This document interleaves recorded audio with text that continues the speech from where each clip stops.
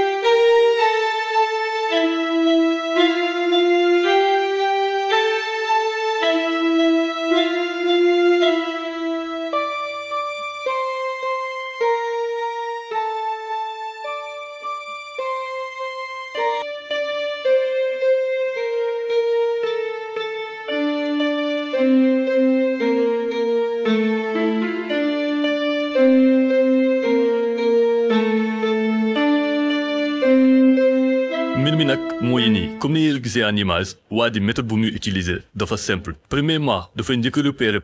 palanteer boo xamante ne tëjuwul bu baax su defee repérage bi ba noppi ci lay génnee bant bu gudd bi yindi seen bant mi nag suñu xoolee buur bi dafa am pont bu fa nekk pont boobu noonu si lay takk morceau bu weex bi yindi seen li waral muy utiliser morceau bi nag morceau bi moo koy mën a permettre saa yi su ko dugalee mu lonk lu mu bëgg a sàcc waaye cependant soo gisee muy agir dana yaakaar ne mbir mi dafay yomb or que yombul dafa soxla na am benn dextérité maanaam nga mën a manier bant bi noo xamante ne di nga mën a récupérer mbir mi sans ñu repérer la benn particularité sàcc bi mu di moom dafa masque kanam bi ba ñu repérer ko mais terewul dinañ ko mën a identifier li tax ñu mën ko identifier mu di sac à dos bu mu yor ak yére yu mu sol parce que bien que dafa masque wu sac à dos bi dafa nekk sac à dos boo xam ne bëriwul luñ koy gis mais espérons que dinañ ko jàpp avant muy def yeneen ni victime te it espérons que vidéo bi dina sensibiliser nit ñi ñu gën a mën a bàyyi xel mbir yu mel nii vidéo bi nag il a di wax en terme noonu leen ñaan ngeen abonné wu ngeen partager vidéo ce qui n'est apprécié ngeen sur ce ñoo ngi waxante ba beneen ci Dakar